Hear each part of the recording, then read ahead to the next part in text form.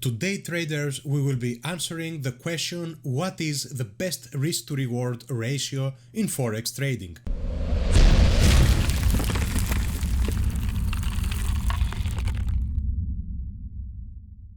Lovely traders, welcome back to ChrisFX. I hope you're doing great, both in life and in trading. And for the purpose of our today's video, what I want you to do is go at Google and go ahead and type equity simulator Forex. And there is a bunch of options. As you can see here, I will be going with the first one, the equity curve simulator. Clicking on that, this is certainly the most important thing that you need to know in order to be successful in Forex trading. And why is this thing important? We will be going through different scenarios over here. For example, let me open one file from a backtesting session. Let's go with AUD USD, as you can see over here. And here, ladies and gentlemen, we can see that by taking only one-to-one risk to reward, we have a winning percentage of 59%.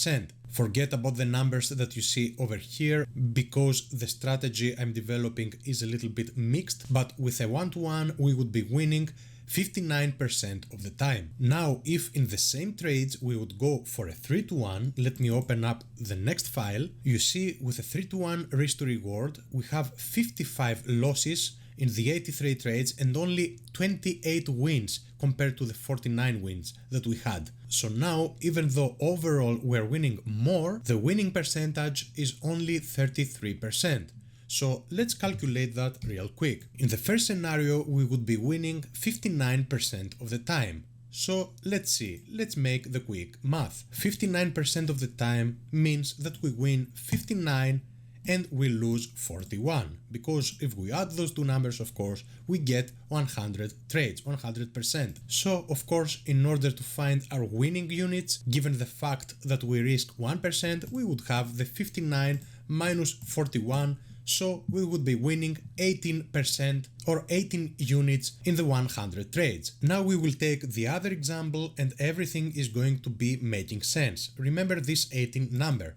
The other scenario is that we are going for 3-to-1 risk to reward, but now we have reduced our winning percentage significantly and we win only 33% of the time.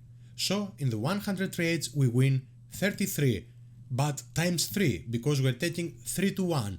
So these 33 times that we won in the 100 trades, we won 3 units. So we calculate that by 3 and we get this number. 99. Now we will subtract this number from 67, which are the losses in the 100 trades, and we have a 32% win. Compare this result with the previous result. We had only 18% win when we were taking one-to-one risk to reward. And then we will go through the third scenario for another currency pair though, and now I'm gonna show you when I'm taking 1.5-to-1, the winning percentage also changes dramatically, and here we are for 53 trades in this currency pair, but it's almost the same with GBP JPY and USD CAD and Euro JPY because I have backtested all of those. Of course, if we are taking 1.5-to-1, we see that we are winning 50.9% of the trades here. Of course, it's not a huge sample because if I go in another currency pair, here we are winning 54% of the times. So let's say that we have an average win of 52% of the times. Let's plot that into our calculator. So we are winning 52% only, which is not only though, because we are winning 1.5 units and we are losing 1 unit 48% of the time. So it's almost a 50-50 strategy. But we are winning those 52 times out of the 100, we are winning 1.5 units, okay, which equals to 78. This 0.5 makes a huge difference in the long run. And now I'm gonna subtract this number from 48, okay, which are the losing trades where we are losing only 1 unit. So we have a win of 30%. So now let's remember those numbers. Let's consider this to be one pair, the same pair, for the purpose of demonstrating what I want to demonstrate. For the first pair, if you remember, we had an 18% winning percentage over the 100 trades. For the 3-to-1 risk to reward, we had a 32%, okay, winning percentage over the 100 trades, and for 1.5 to 1 we had a 30%. Okay, this is percentages over here, and here for the 18% winning percentage we were winning 59 out of the 100 trades. Here we were winning 3 to 1 only 33 out of the 100 trades, and for 1.5 to 1 risk to reward we were winning 52 out of the 100 trades. Okay, and in order to make it even more clear, this was 1 to 1 risk to reward, this is for 3 to 1 risk to reward, and this is 1.5 to 1 risk to reward. Okay, hopefully this is pretty clear right now. We will be using those numbers in order to plot them to our equity curve simulator. Here I'm gonna be explaining everything depending on your personality characteristics. Taking 1 to 1 might be better, let's say, than taking 3 to 1, even though 3 to 1 would be giving you a much higher winning percentage in the long run. And let me explain why. Let's go back to our equity curve simulator. Let's say that we have an account of 10,000 euro. Okay, we have 10,000 as you can see here. Now for our first scenario we said we are taking 1 to 1 and we are winning 59% of the time. Winning probability. Win-loss relation, this is the risk to reward, and we will have a 1 to 1 risk to reward. We will run it 100 trades and we will run 10 different lines. I will be explaining what this one is, and let's say that we are risking 1% per trade. I will leave the scale to normal and I will start the simulation. Now what I want you to see over here, every time that I'm clicking start simulation, this is gonna be changing. I will explain why. So here let me explain. We have 10 different lines which are represented by different colors, and each line is being run for 100 trades, which is the x-axis over here. And the y-axis, the equity that you see, it is the money that we would be making or losing, let's say, but it's making of course, to the span of 100 trades. So let's say that each different line represents a different scenario that might play statistically throughout those 100 trades. So every time that you hit the start simulation, you will see different scenarios being played. Of course, the average of these scenarios is not gonna be differing a lot, so let's take some examples. Two of the most important things that I want you to be focusing on is the biggest max drawdown, which we are going to be explaining. Not so much the average, because we will take the extreme scenarios over here, and the minimum equity that we see. And every time that I'm gonna be running the simulation, this is gonna be changing, as you see over here. So if I run this many different times, this is pretty much 10 different scenarios of 100 trades. If I will be running this many times, you will be seeing that the biggest max drawdown, or most importantly the minimum equity, will not be going below the 9,000 euros. Look at that. Let me run it a couple of times. Only sometimes we see it going below the 9,000 and we see something, let's see for example. Now another thing that you might be wondering, how is it possible that we have the biggest max drawdown as a 13.3%, so 1,368 euro, but here the minimum equity is 8,935. The reason for that is because the biggest maximum drawdown doesn't need to be happening immediately when we begin with a balance of 10,000. So let's take an example. You see this brown line, you see we drop down to 9,000 something over here, 9,200, then we went up again on the 34th trade on 9,647, and then from there we went down to 8,900 something. So in other words, let's take another example that you start with 10,000, then you reach to 12, and then you go back to 10,200. Of course, you have an 18% maximum drawdown, but your equity will be on the positive. That's why this one is very important. This is more important than the biggest max drawdown. Why is that? Because if you are a person who is aversive to risk, a more impulsive person, who wants to see more results quickly. It's not always possible to adjust your personality to the market. Of course, you need to be doing that, but it is also important that you adjust your strategy to your personality.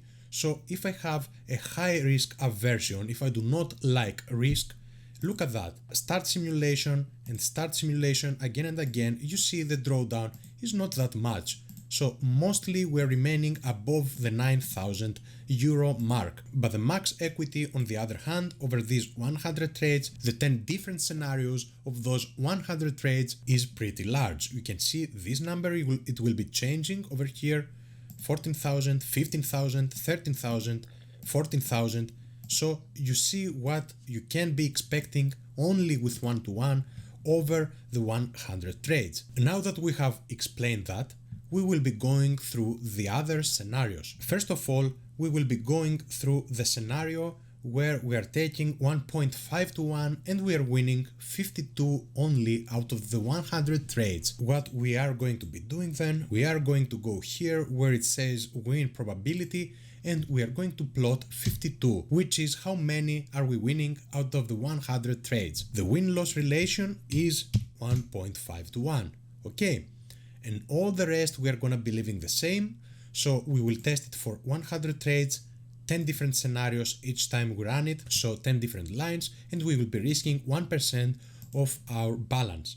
And we will be starting with a simulation. We can see that the max equity that we will be expecting in the long run is way bigger than the previous one, but also for sure we will see a difference in the minimum equity. Check out this part over here. Let's start the simulation again and again.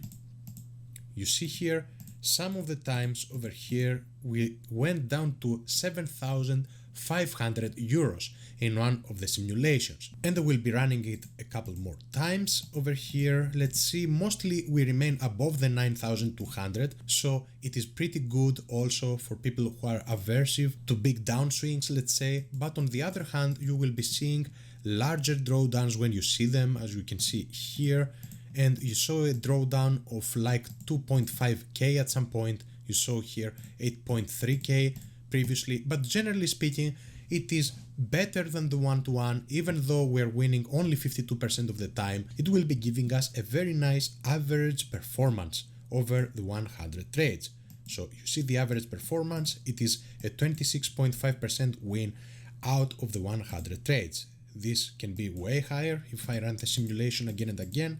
Okay, you see it's pretty good. With one-to-one, once again, this was way different. You see the average performance here is way lower, of course. Now let's go to the third scenario, which wins the most of the money over here, which is the 3-to-1 risk to reward. But here we are winning, guys, only 33% of the time. So let's go ahead and plot this one in.